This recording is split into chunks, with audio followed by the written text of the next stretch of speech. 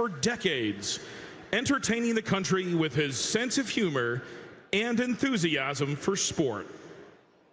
Please turn your attention to the video board as we remember and celebrate the life of Darren Dattian. Hi, everybody. This is Sports Center. I'm Darren Dattian. I'm Darren Dattian. Darren Dattian, Sports Center, 1966, baby. He doesn't have a right arm at third base. This guy's got a rocket. You want to see a scary version of green, you look at this, I don't know, limey type What thing is that Dutchie has on right fantastic. You go to Ryderville or you can go to a rave. You're having a good time at both places. now. And you've been to both. Yes, I have. Often in the same night. Your host, Saskatchewan's own Darren Dattian. Was that a football game or was that a football game? You are the best in this country. Thank you. At this job. Not even close. Thanks for watching, folks. We hope you enjoyed it. See you again.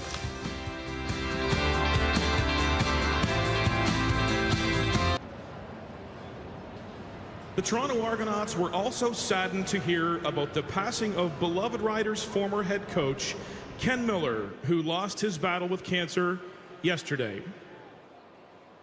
Our thoughts and prayers are with Coach Miller's family, friends, and all of Rider Nation.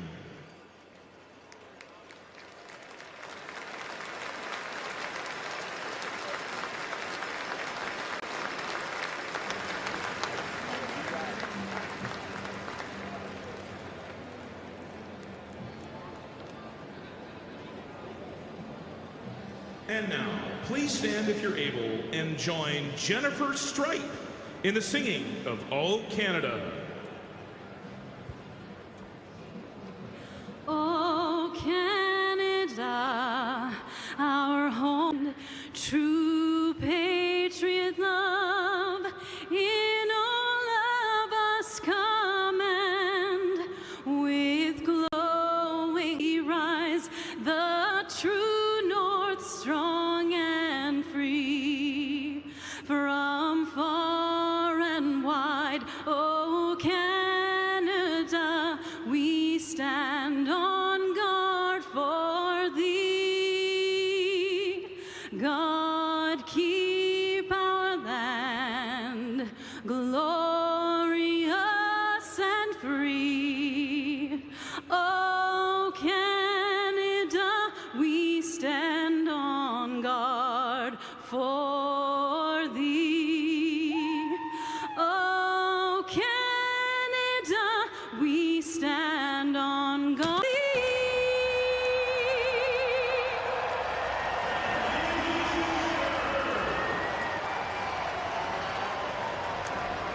It is the annual CNA game from BMO Field in downtown Toronto. Rod Smith and Glenn Suter with the call between the Argonauts and the Riders next.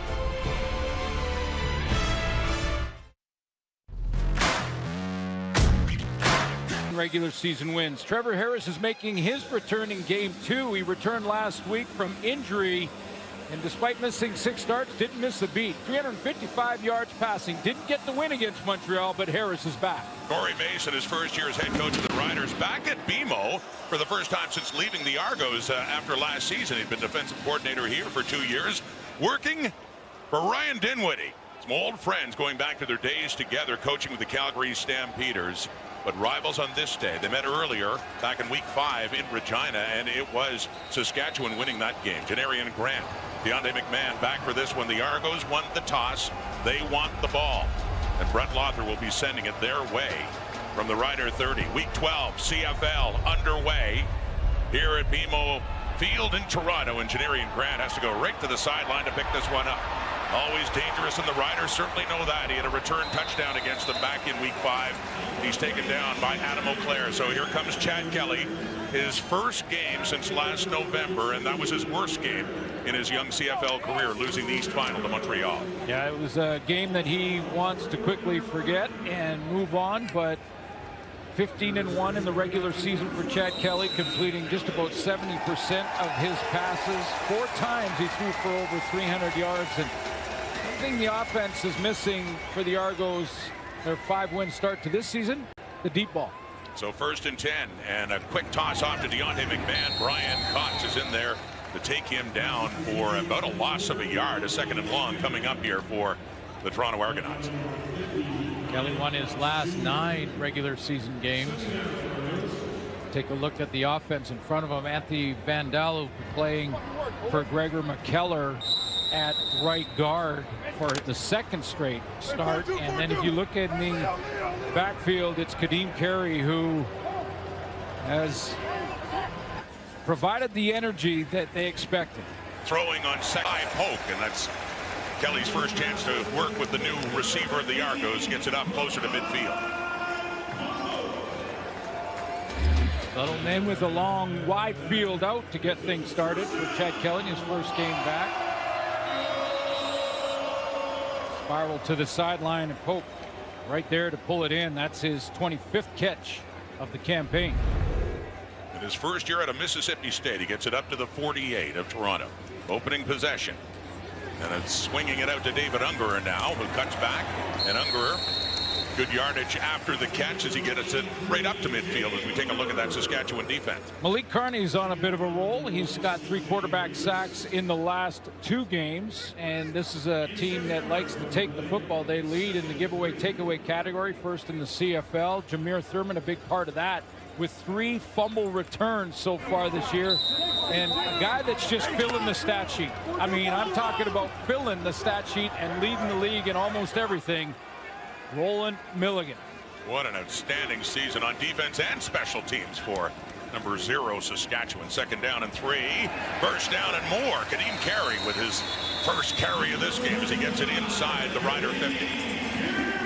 It was a heavy set, an extra offensive lineman in there, and Kadeem Carey, as I mentioned, he's, you know, as advertised for Kadeem Carey. We all knew what he could do, and then he moved to Toronto. I mean, this is a guy who has just delivered. Hard running up in the middle, and let's see, one of the front runners for defensive player at the halfway mark gets blocked up pretty nicely there by DeVaris Daniel. First down at the Rider 50. Kelly throwing again. Oh, coming in and looking for it back in the lineup on that Rider defense. That's Deontay Williams. Couldn't quite get to the ball, but a 2nd down on that incompletion. Yeah, Williams has a couple picks on the season, and one of them was against Toronto. Now, Chad Kelly wasn't playing in that game, of course, but there's the seam route, a little bit behind the target, and gave Deontay Williams a better chance at the ball. Mentioned that Williams had been injured just the last several weeks, but back in his 2nd year out of Nebraska. 2nd and 10 at the Rider 50. Oh. For Kelly, blitz coming, gets rid of it quickly, and it is caught shy of a first down to about the 43, and Richie Sindani is the receiver there, but a 3rd down is coming up and within the field goal range of Liram Hajrullahu. Well, I'm not surprised to see Corey Mays try to send some pressure in his first game back after not playing for half a season, to send some pressure at Chad Kelly, see if he can handle it. He did throw the hot route. They're going to go for it on 3rd down here. They are at a full 2 yards away, right at the 42. The scrimmage it here on 3rd down. So Kelly stays in the game. Their opening possession. A trademark with him last year was working quickly. Look, did they draw the offside? The flags come out, so this could be a first down automatically by penalty for the Argos. Well, we often say they're going to go for it on 3rd down and 2 or 3, but what they're really doing is just to see if they can draw the defense offside and get the situations as to who moved first. Riders feeling this should be against the double blue. They still discuss. Referee Andre Prue. Illegal procedure. Toronto, number 58. Number 58. 5-yard penalty. So it goes against the Argos. 3rd down. Yes, a 3rd 7. Coming up now, Anthony Vandal, the rookie right guard, is flagged for that. 2nd start for him, and got a little antsy. Were they trying to draw the Saskatchewan defense offside? They showed great discipline, didn't move, and for Ryan Dinwiddie, the strategy is if you don't get it and you don't draw him, you're going to kick anyway. They'll punt now. Hajrullahu is out, but he's double duty tonight. John Haggerty was in warm-up who got hurt, one of the top punters in the CFL, so it's Hajrullahu doing the kicking and the punting. He's done double duty before in his career. back getting started in his Winnipeg days, and that one was sent nicely. A good punt by Liram Hiralau. Turn 2 to get it back up closer to the 20 after he got it inside the 5. After a 43-yard punt. Trevor Harris, he came back from injury last week against Montreal and had a brilliant game in a losing cause. He gets the ball. Coming up next.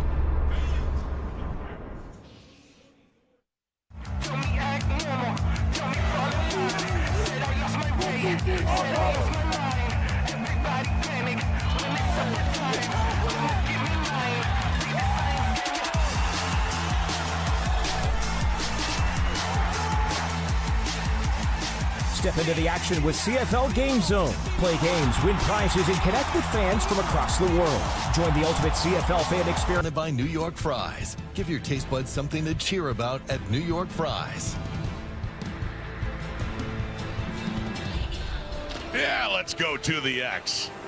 Do a little trip on the Ferris wheel. An old exhibition, the CNE, going on for years, and the annual visit here for the Argos, a home date against Saskatchewan here. Trevor Harris, and running his first play of this game. He came back last week against AJ Ouellette, but Harris didn't look like he had any rust at all, Glenn, last week against none. Dow. Yeah, none. I mean, we're talking 31 of 39, over 80%, and 355 yards, 2 touchdowns, did not throw an interception.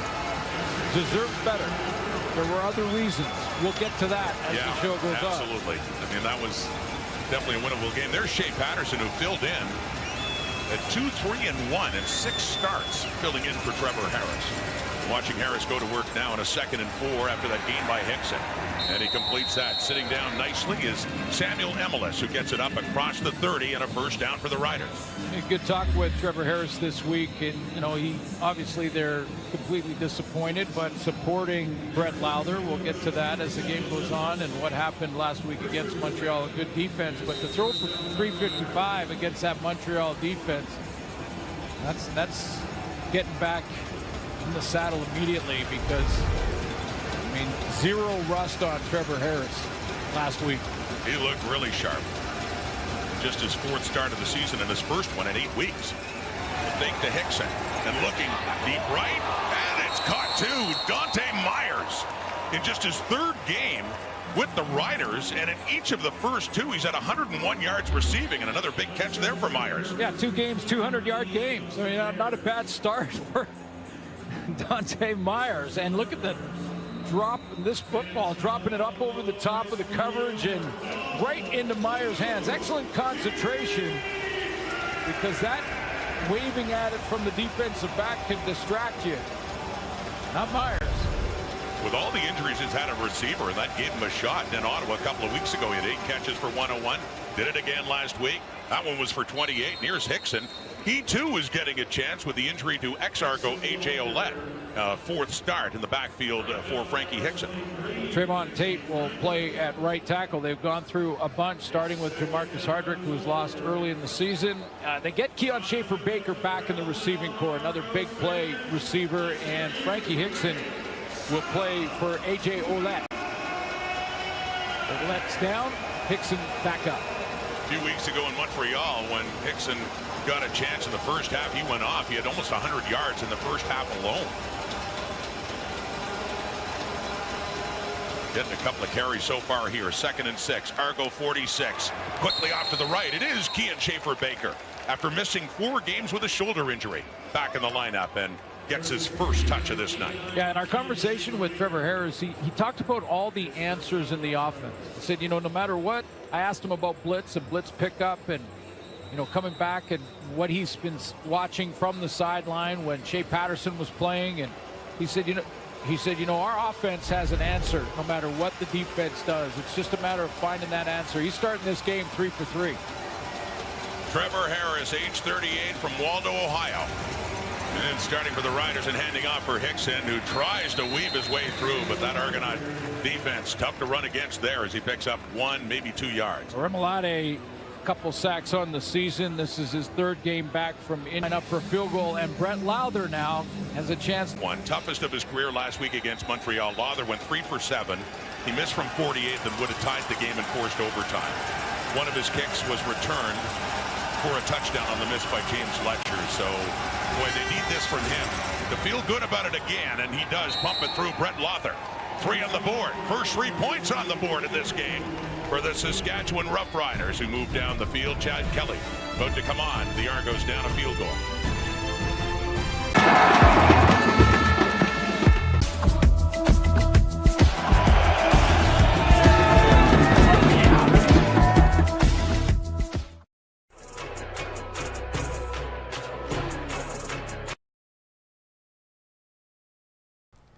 Matchup against the Roughriders.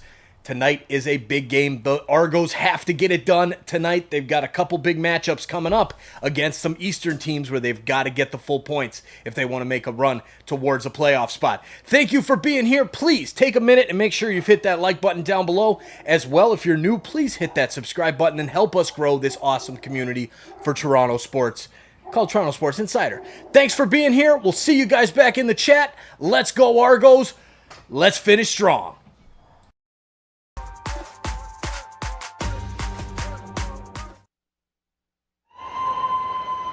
As mentioned off the top, he went from being the MOP to the most controversial player in the CFL. Chad Kelly's return. More on that from Matthew Shinetti. Well, Rod, this week Ryan Dinwiddie described it as a roar that when Chad Kelly was reinstated, the way his teammates welcomed him back into the locker room. And that is very true, but throughout the week, as the Argos have gone through this very manicured message in front of the cameras, apologizing. Ryan Dinwiddie saying, we want to run into the situation, not from it.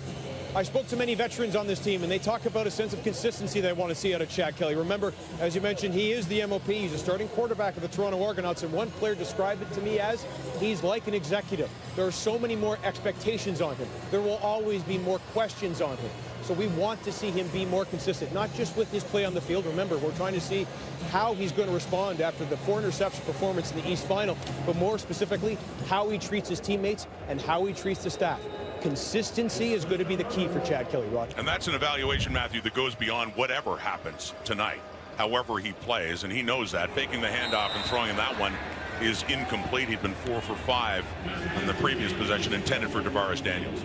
Well, yeah, and if you missed the pregame show, that Chad Kelly, as part of his reinstatement, had to sign a last chance clause, and he has done that. So from now on moving forward, and he mentioned to us this week that he will continue to do some counseling to stay on track and to make sure he is bettering himself, but he will be judged moving forward by his actions.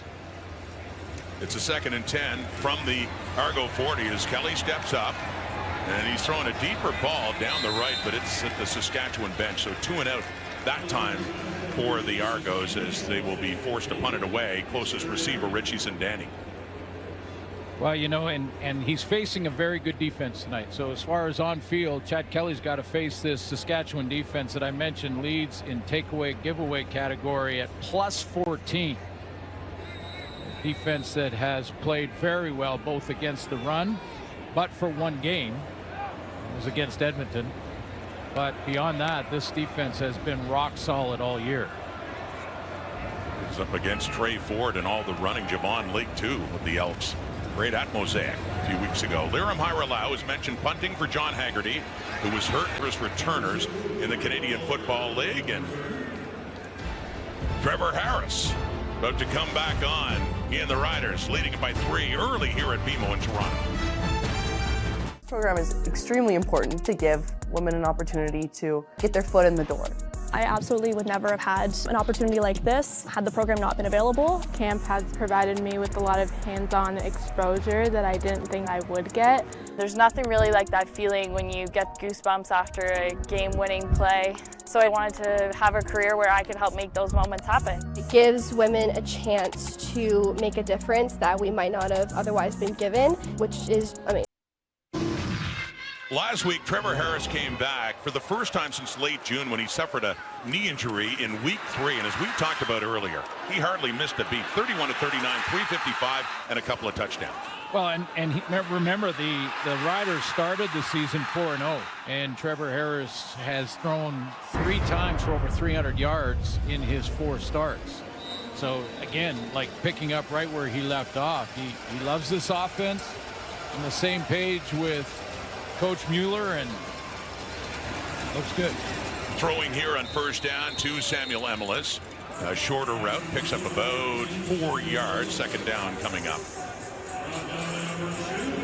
Again, a nice receiving core to work with Keon Schaefer-Baker. Sam Emlis is their leader. I mean, a guy who 76 targets so far at the halfway point. You know, they'll lean on him. Sean Bean, of course, in the core. And then Schaefer-Baker, who can take a bubble screen, 30 in a heartbeat, but also can blow the top off a defense, too. Pick up a 4. 2nd and 6 at the Rider 45. Harris quickly again. Working fast and gets to Demolis again, and this will be a 3rd and short by the looks of things. Maybe about a foot shy as he gets it up across the 50. We got some big folks coming in now in a short yardage situation, and Shea Patterson as well, who'd been in that role, of course, before Harris got hurt, and back in again. And Patterson mentioned he started 6 games, won 2, lost 3, had the tie at TD Place in Ottawa a couple of weeks ago. But got a bright future, really does. I think he progressed very well as game to game. That's the silver lining, isn't it? I mean, it's bad to lose a quarterback to injury, but if somebody else can get experience, and he does, he chooses the right. He was getting tripped up too, so nearly a disaster in that 3rd and short. Patterson gets a sigh of relief there as he does keep his feet and get the first down. Yeah, you're right. I mean, one of the upsides of when a guy goes down is that you have a backup get some valuable experience, and Shea Patterson did that. I mean, in his last 2 games, Edmonton and Ottawa, threw for 306 yards against the Elks, and against the Red Blacks almost 300, just shy by 1 yard. Corey Mason talked about that. He hates to see Trevor Harris get injured and out, but they're deeper at quarterback with the experience that Patterson's had. So Frankie Hickson. Oh, Hickson finds a way to keep his feet and keep bursting through. Metier finally takes him down. What a run by Frankie Hickson just to keep his balance after contact and get it down near the 40. Rod, you mentioned Montreal in that first half that Hickson played against the Alouettes, and that's, again, another great defense. And he had almost 100 yards and a half of football. So, this is what he's capable of. And asking Trevor Harris about him this week, he said that jump cut he has is like something he's never seen. And he's played with a lot of really good tailbacks. And a teammate of A.J. Olad who can't play tonight, and the Argos know full well what he's like. A lot of power. Low center of gravity for Hickson, though. Harris would like the way he runs with the football, too. That's Keyshawn Johnson with his first catch of this game, and Johnson has it down inside the 40, a gain of about 5 more yards for the Riders. Just a steady hand, too, though, when you see Trevor Harris just command the huddle, step up in there. The way he calls plays, he throws a play and is basically getting ready for the next one. 8 for 9, so 10-0 lead Riders. Back to Janarian Grant inside the 10. Waiting for his blocking. Kevin Vitale has to turn it back, and the hair. We talked about this before. Jaden Dalkey gets him by the hair, and that happened before at a game in Hamilton as well. Well, it's legal. Yeah. It's legal, and the only thing I'd wonder about, and this is it's legal, and the players that have hit the hair hanging out like that, they know it's legal. It's happened before, as you mentioned, and the only thing I would say though is if it's back there, shouldn't they discuss it as far as a horse collar type tackle? I mean, whether it's from behind. Argo ball on the toss left. It's Kadeem Carey, and the Riders, Jameer Thurman, their great middle linebacker, coming in to take down an ex-teammate, Kadeem Carey. And that's not a criticism to the league, because that's the rule and everyone knows it. So if you have your hair like that, it's going to happen. This is a great look at middle linebacker Jameer Thurman that's just going to fly to the football, get around the block, scrape to it. Great tackling team. A couple of former Calgary Stampeders in on that play. So Carey does pick up a few. The 3rd leading rusher in the CFL. Kadeem Carey coming in. Whistle blows with the snap of the ball. Illegal procedure. Toronto number 62. 5-yard penalty. We'll replay 2nd down. It's announced by Andre Proulx. That's the left guard, Ryan Hunter, who gets flagged for procedure. Well, first game back for Chad Kelly, and missing half a season, not practicing with the team, and having the offensive line not hear how he calls the signals. I mean, that voice inflection is different than they've had for half a year. 2nd and 12 with the penalty. Kelly has time off to the left, and it is caught shy of a first down. Coming back to the ball is DeMonte Coxie. He had gone right to about the first down marker and was coming back to it, so they'll spot it about a yard shy, but it is deep in their zone, and looks like the punting unit, yes, Lirim Hajrullahu is coming on. They will punt this football away on the 3rd and short. Well, we've got two great returners in this game. I know you've already mentioned it, but Janarian Grant we've already talked about, and Mario Alford. I mean, this could be the difference makers in these games, these two guys. Well-traveled. Best in the league. I was going to say well-traveled too. He actually had forgotten this. Started his career in Toronto. Had 8 games with the Argos before moving on to Montreal and ultimately Saskatchewan. So ex-Argo Alford with it inside the 35 and moving around to his right after a punt of 47 yards by Lirim Hajrullahu, who's taking the duties tonight. And with that, it's quarter time and a good first 15 for the Saskatchewan Roughriders on the grounds of the Canadian National Exhibition out in full force. And a lot of them coming to watch a football game tonight. The Riders lead it by 10. Last November in the Eastern Final. Yeah, and they look a little out of sync. Yeah, they do. 1st and 10. Riders at their 48. Harris again off to the right. Well, he wanted Kean Schaefer Baker, and that one ends up sailing out of bounds. Well, that one he had people at his legs, so we'll give him that one. But this is a completion percentage in CFL history chart that shows you just how accurate Trevor Harris has been throughout his career, and that's what I mean about him being right back on point, coming off an injury. Usually it takes one game to settle in, another half a game to at least get back to the timing and the rhythm. Not number 7. Isn't it interesting that both Fajardo and Harris happen to work under a guy named Ricky Ray? All 3 of them on that board. Harris. And that one intended for Myers, and coming over the top is Benji Franklin to make sure that's not caught. So this is what the Argos are going to have to do, Rod. They're going to have to make these plays. I mean, when you have an accurate passer, you're going to have to come up and make plays and maybe get into that jam spot down in the bottom here and get into that press coverage so that you're not far. You're not giving any room to the receiver. When that end cut happens, you make the break and get your hands on it. Janarian Grant, 3 punt return touchdowns this season.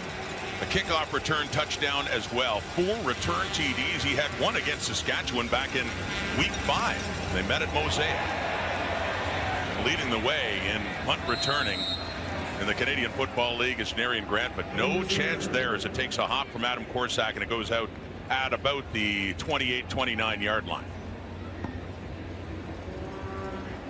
That's Roland Milligan shaking off something on the special teams. He's been dynamite on the teams. In fact, leading the league in special teams tackles. But how about what he's done on defense? Just taking the football away, leading the team in defensive tackles, leading the team from the halfback spot, leading the league in special teams tackles. So he's got to cover the kicks and then go play defense, leading in interceptions with 6 and on a record pace for knockdowns in a season. That's just amazing. What a year he is having so far halfway through it. And you see him, it looked like he was squinting or something's going on with his eye there. Let's have a look at what happened to Roland Milligan. Well, let's take a look. He's no, I got poked in the eye. And he got with the other eye continues to cover. Still heading down there, and then it was 0-1-0. Tyshawn Blackburn, the rookie for the Argos, who poked Roland Milligan in the eye, still squinting that right eye now. 2nd and 11 after that loss of 1. Kelly got heat on him. He rolls out to his right, but it was a high toss for Mackay Polk, who had to reach up for it and awfully very vulnerable to take that hit from DeMarcus Fields coming right in on him, and Polk is still down. Yeah, you saw this one coming. Kelly on the full roll Duel kind of throwing back against the grain, and you saw this one coming with Fields just sitting outside waiting to time this up, and as Polk had to go up and try and bring that one down, climb the ladder, he gets cut down. One thing for receivers, when they have to reach up like that and they know someone's bearing down, pretty tough thing to catch a football, and Polk not able to hang on and really pays the price. Field coming in, and good to see him up and jogging off to the Argos sideline. Everybody, including the guys who hit him, DeMarcus Fields and C.J. Rivas, happy that he got up and looks like he'll be okay.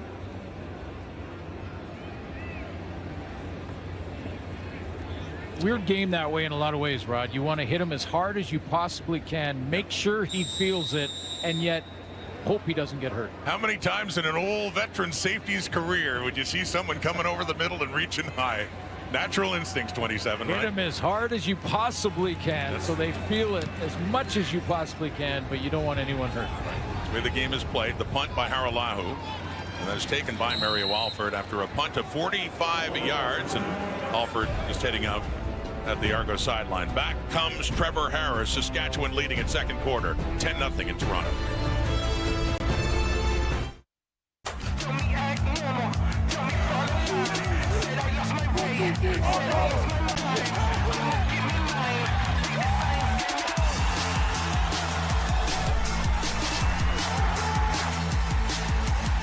Step into the action with CFL Game Zone. Play games, win prizes, and connect with fans from across the world.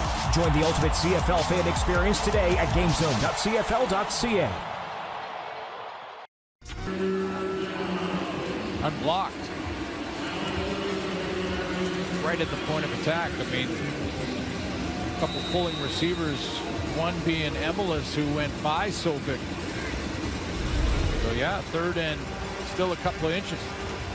Well, look at that. Natural grass surface. Great shot. Fraser Sobek's helmet.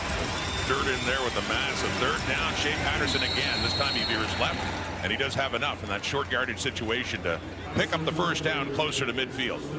Well, it's the second time that he's not just gone forward, especially in short yardage where you only need a few inches. I mean, he is a couple of times now gone along the line of scrimmage, got away with it even though he stumbled on the first one. That one, clearly he got the first down, but that's a little risky sometimes in short yardage unless you're 1.5 yards away. A couple of weeks ago, Darius Pickett fired in on a third and short and got him.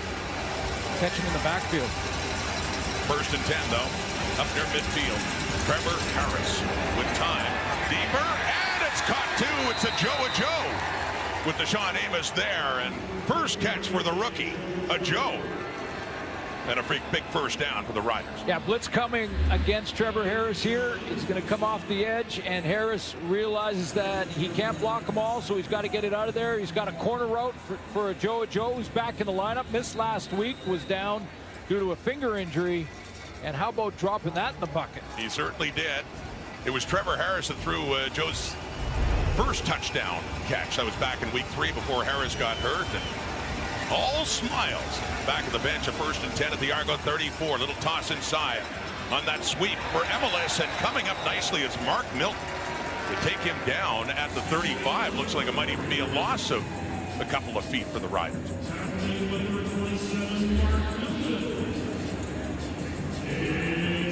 Lead block for Frankie Hickson, who's going to get out there and miss on the first. I think it was Amos he was trying to get to, or Metier, trying to scrape and get involved in the run support from the defensive backfield. Mark Mueller, the offensive coordinator for the Saskatchewan Roughriders, coming over from the Calgary Stampeders, returning home as the OC under Corey Mace this year. 2nd and 11 now. And a lot of heat on Harris, who tried to dump it off. It just falls incomplete. And a third down and 11 is coming up here for Saskatchewan.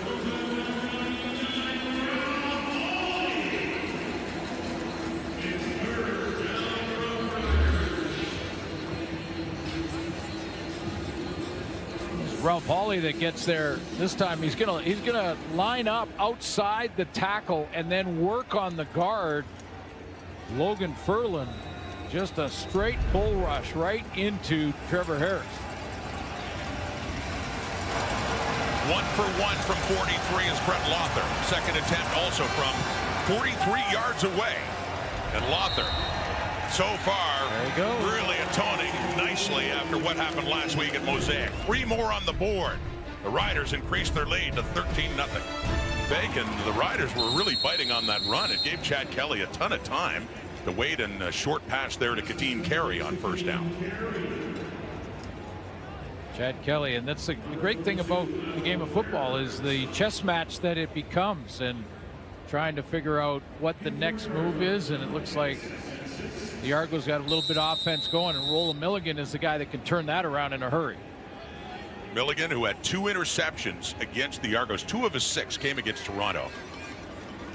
He's back 7 weeks ago. It's Nelson Lacombo, the safety. It's a 2nd and 6. Kelly again has lots of time. Runs out of it though, and under pressure gets rid of it. And it's off the fingertips of DeMonte Coxey. Good coverage there by the field side corner, Marcus Sales. Yeah, the protection was there. He had lots of time, Chad Kelly, to stand back there and scan the field. He went through his progressions, went all the way to the backside, and finally thought he had the out, but a real nice play by Marcus Sales, cutting underneath and getting his hand on that ball. And with that, Corey Mason's defense stands strong.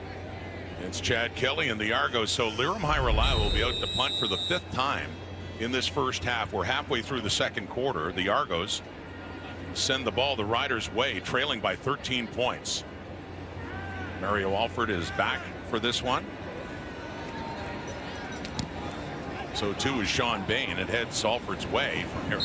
Hairolau, and where's this one marked? Well, if it's outside the 15, it's not quite. It's at the 14, so no penalty against Hairolau after only a 32-yard punt, but trying to pin them in deep. What do you think? Would you do that? Shot. I'm too old for that. Don't just take our word for it. Find out for yourself. Thanks for being here. Tonight is our last night of our Sick Kids Summer Rally, where we are going to donate money to Sick Kids Hospital here in Toronto. Please take a moment and check the pinned chat and go check out our campaign page. If you're able, please make a donation. Sick Kids has done a lot of amazing work in the Toronto area, and I am so glad to be able to rally a group of Toronto sports fans to make a difference in our community. Now let's get to it. We'll get back to the football. Let's enjoy the rest. Jefferson and his old friend Bo Levi Mitchell getting the start for the Ticats. Zach Collaros, Blue Bombers, last couple of games with a bye in between, beating the BC Lions impressively with their defense. And Bo Levi Mitchell, well, he had been benched, but Taylor Powell injured last week against Edmonton, so Bo is back as the starting QB. And that starting QB, Trevor Harris, got a good start in this one, who picks up a yard, maybe 2. This Toronto defense, though, can be very physical in the front 7. I mean, yes, Quentin McManus is not in the lineup, so John Jones has had the opportunity. Royce Metier comes down and will play the run. He's put Trevor Harris now in a couple of, in the last 2 series, in 2nd and long situations. 2nd and long now. Nate from their 16. And with the heat coming, gets rid of it. It's intercepted. Deshaun Amos taking off for the end zone, and Emelis just gets him out of bounds before he can score. He already hit a pick 6 last game 2 weeks ago against the Calgary Stampeders here, and Amos nearly has another pick 6, but as it stands, he has set up the Argos nicely. Bit of pressure in his face. He's getting hit just as he throws, and Harris, first throw he wants back of the night, and it's Amos taking it the other way. That's, as you mentioned, number 4 on the season. There's the intended target inside. Amos, look at that back pedal, little turn with the hips, and then cuts right underneath Keyshawn Johnson. Did he get in? Did the ball cross the plane? They're saying no, it's on the 1, and he steps out right there. Right there. So they're set up at the 1, though. 1st and goal. Cameron Dukes in at quarterback, keeps it himself.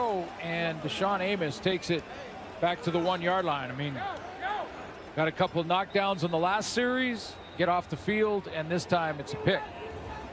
Deshaun Amos in his 6th season in the CFL out of East Carolina, started with the Calgary Stampeders, and as you mentioned, Glenn, his 4th interception of the season, nearly his 2nd interception for a touchdown. He was that close. So Dukes gets it, and Hajrullahu with the point after. And what had been all Saskatchewan in this game sees Toronto cut into the lead and make it a 13-7 Rider lead. Get Rider fans having flashbacks of last week and barely stepping out of bounds, playing against a team where the opposite matter, they're down to the 1-yard line and Cameron Dukes finishes it off. But you're right, Rod, it was almost his 2nd pick 6. This was against the Calgary Stampeders. And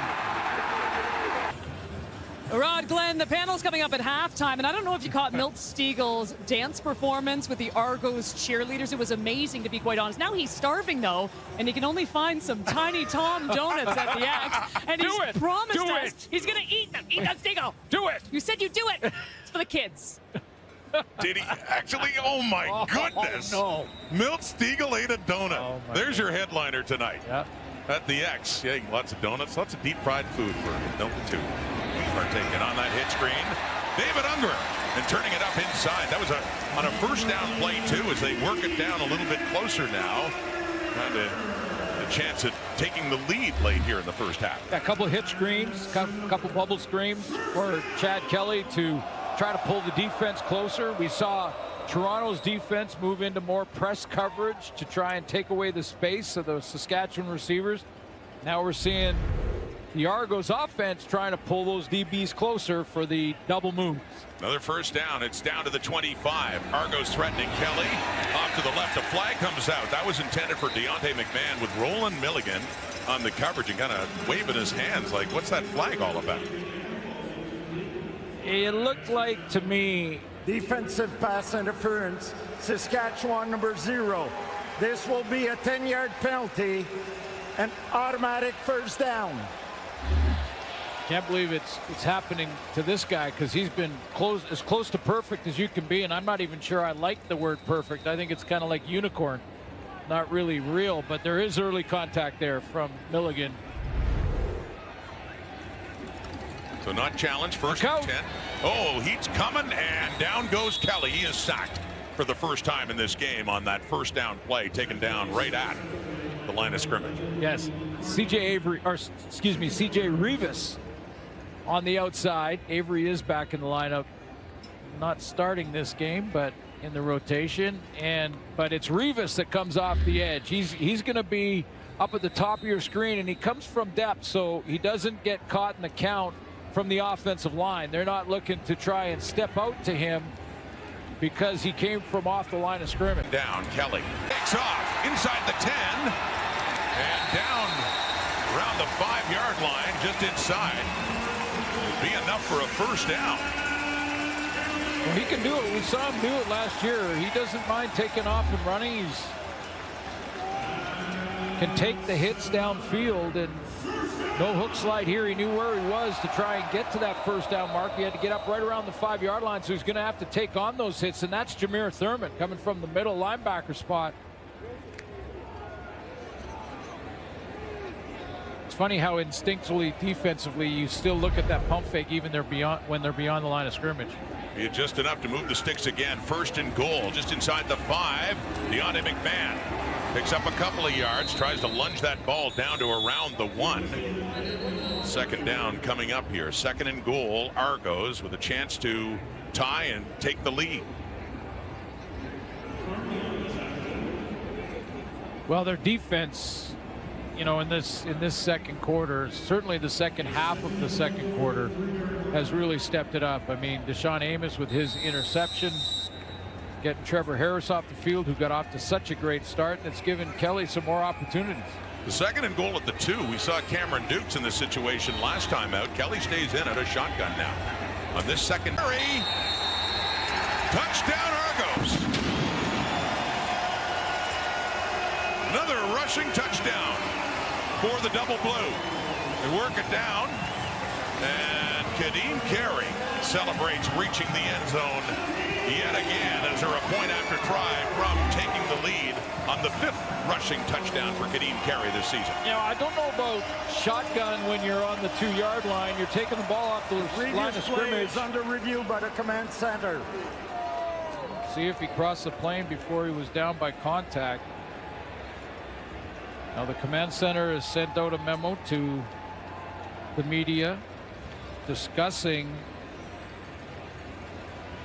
how they are going to use the command center in reviews just like this, but to make sure that it has to be a clear and obvious mistake by the officials. Well, it doesn't look like the knees were down. It was more a matter of the elbow. No. I was looking more at the elbow. I think the elbow might have been down. And had the ball broken the plane. So an announcement coming up, command center had a look. Upon automatic review, the ball carrier was down with contact on the 1-yard line. Third. Yeah, I'm with you, Rod. I think it was the elbow that touched down as he went down. You can take one more look at it if you're wondering, but elbow down there. Stop it now. See, there's the elbow, and the ball has not crossed the plane. So they had the replay, a direct look at it. So now Cameron Dukes is in. Left side now. Oh, this is close. A turnover on downs for Saskatchewan. Under a minute to go until halftime. And what a break this would be for the Riders, and what a big play on defense. Got to move it back to your yard off the goal line, and Cameron Dukes is trying to find a hole rather than just hit it hard. And C.J. Rivas, that's back-to-back plays really for him. I mean, a couple in between there, but on this series, and Ryan Dinwiddie cannot believe it. They got close. They got within a yard, and C.J. Rivas comes up, and he stops Cameron Dukes. And that preserves the Rider lead at 6 now with under a minute, 50 seconds to go in the clock until halftime. Now based on a couple of command center discussions and consternation back in Saskatchewan, I think they'll look at that and say, okay, they got one. Yeah, they got one. They got it right. Harris throwing out of his end zone. Oh, and intercepted! Picked off again! Wow. So, Benji Franklin, well, he just takes it in. He was down, but 44 seconds left, and thanks to the Argo defense, they may not be done scoring in this first half. No question. I mean, this is just straight. Again, you're looking at press coverage down at the bottom. This is the change that the Argos have made here.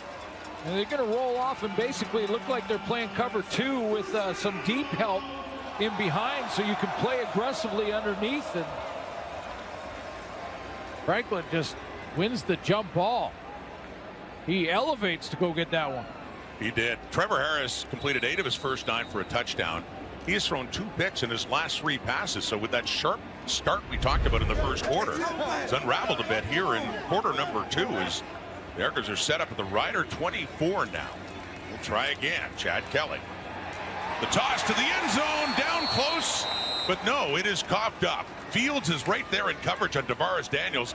Looked for a moment like he would be hanging on to that football, but no, it's incomplete. Yeah, I think you're right. I think he had it initially, and Fields going to rip it out. He's not going to quit on the play on this dig route. Look, he did have it. He had control of the ball there, and then it was ripped out. Now, it wasn't controlled long enough to constitute a fumble, but nice defensive play over the middle. 40 seconds now on the clock and a 2nd and 10. The Argos that close to getting for more points on the board, but not on this play. Whistle dead again in the movement. Legal procedure. Toronto, number 59, 5-yard penalty. It remains 2nd down. That time the veteran right tackle, Dejon Allen. And the 3rd procedure call tonight, Argos.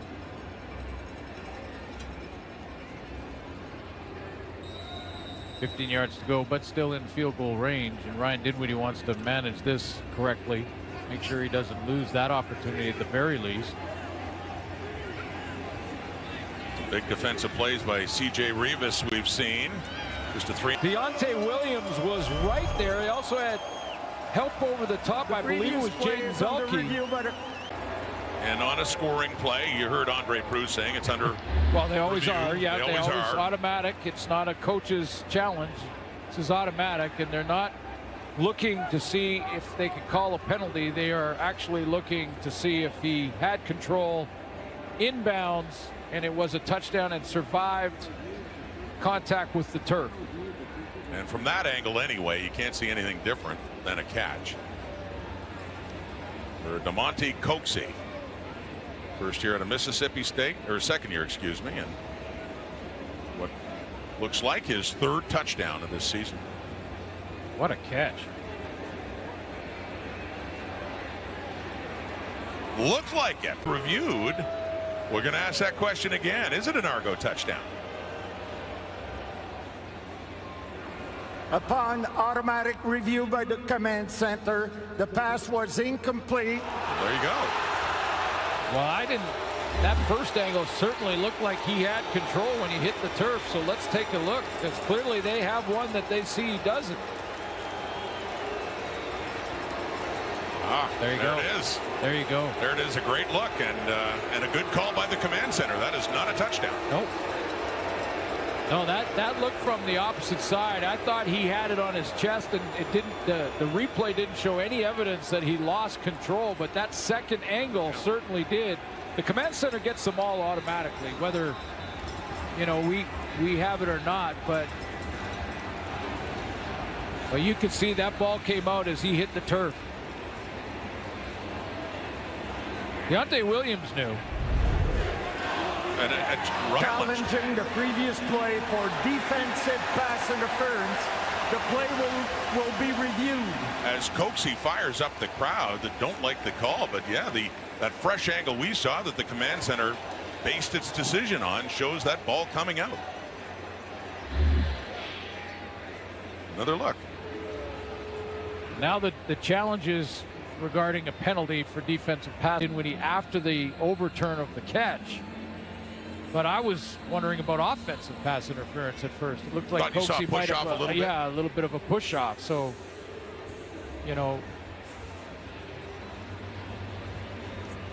So again, a call not challenging the catch or the drop, challenging for interference, and here's the decision. After review by the command center, the ruling on the field stands. There was no pass interference. Toronto is charged a timeout. Oh, it's a heck of an effort by Coxey to go up and have an opportunity at that one and double coverage.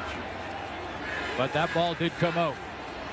So from 36 now, Laram Hairolau, first field goal try for him as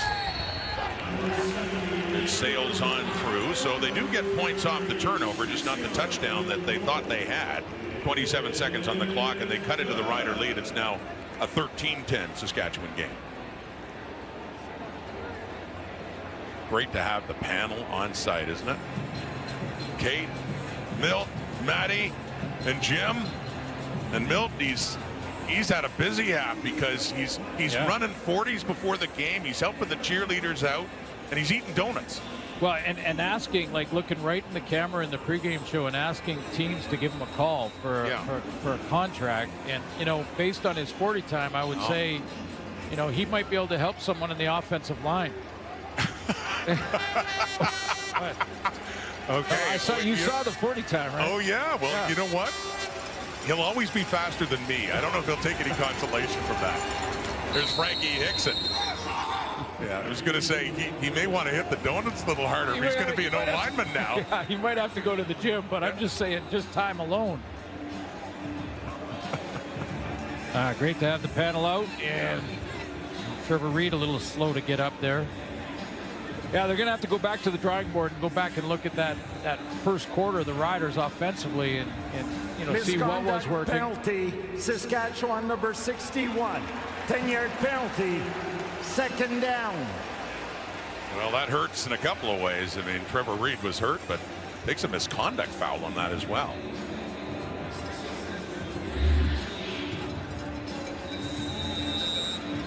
Right at the top of your screen, number 61. Push right up here, push there, and then he goes down because he got pushed from behind. It's Fraser Soping. Remember these misconduct fouls. If a player gets 2, they're out of the game. We've seen that happen a couple of times. So that's 1 for Reed late in the half. And 18 seconds, and it's Frankie Hickson. Pretty productive first half, especially earlier on for Hickson. It's 9 carries, 45 yards.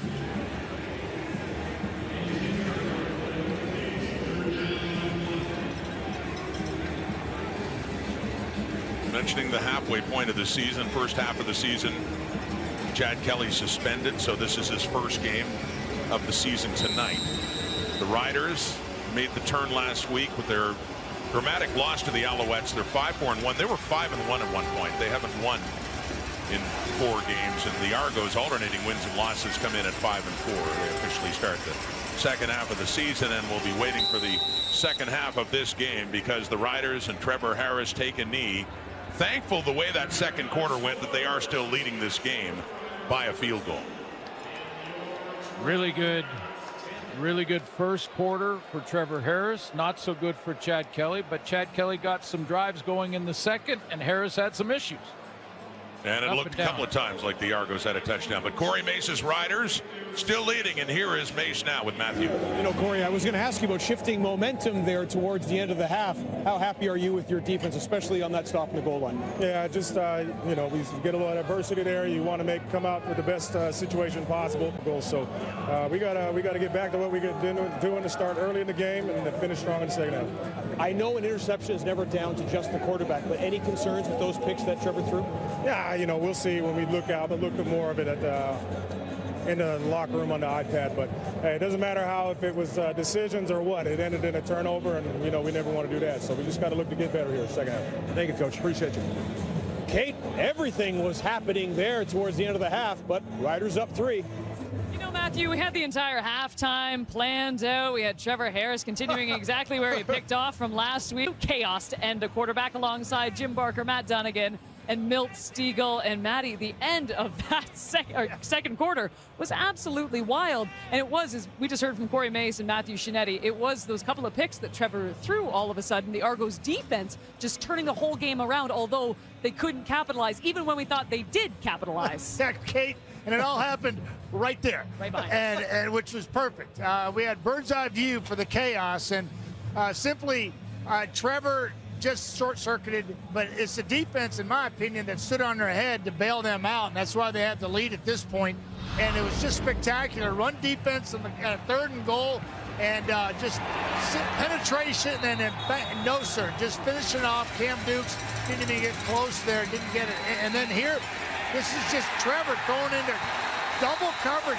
4 Argonaut defenders were in the way, and Kate, I've said this before, and one of the, I think, best to ever play in Odell Willis, and just a tremendous personality, has always said, pressure breaks pipes, Matty, and it did. In that end of the second half, Trevor Harris had a lot of pressure in his face, backed up in his own end zone, and I think just kind of bailed on what he did so well for the first 27 minutes of the football game. Well, that Sask defense, to me, was the story of the whole first quarter and a half. They completely shut down Toronto's running game. Toronto only had 23 yards in the entire first half, and they just got away from even trying to run. Kadeem Carey couldn't do anything, so they started throwing the little passes, the behind-the-line throws to the wide receivers. Unger caught a couple to get the ball upfield. So Saskatchewan is winning that battle. What a second half we're going to have, Milt. Yeah, and the 2 guys who are going to control this second half are these quarterbacks. And we could see early on that Chad, he was a little nervous. But we saw as the game went on, he started playing better. You can see him feeling more comfortable. And that's expected. I mean, the guy hadn't played in a long time, and you know he wanted to come out and perform well, but it seems like he's gotten together. One thing he hasn't done is thrown interceptions, where the other guy on the sideline, he has. Where Trevor came out fast. He came out like yards, and then it seemed like he started pressing a little bit, started trying to make plays instead of allowing the plays to come to him.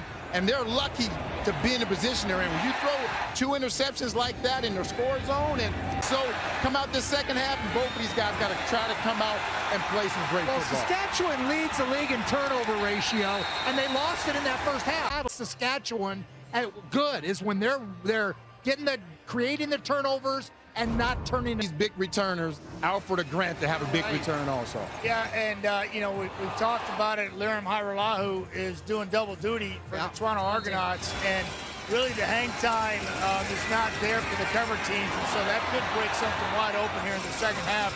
But kudos for him for picking up the slack with Haggerty having back issues coming to this football game.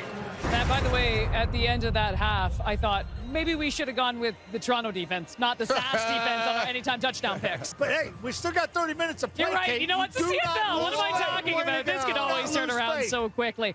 By the way, as Rod mentioned, how many hours did you practice this? My wife is going to divorce me after this. She didn't know I was doing this. Darlene, this footage is coming straight home. Look at him. Oh, my gosh.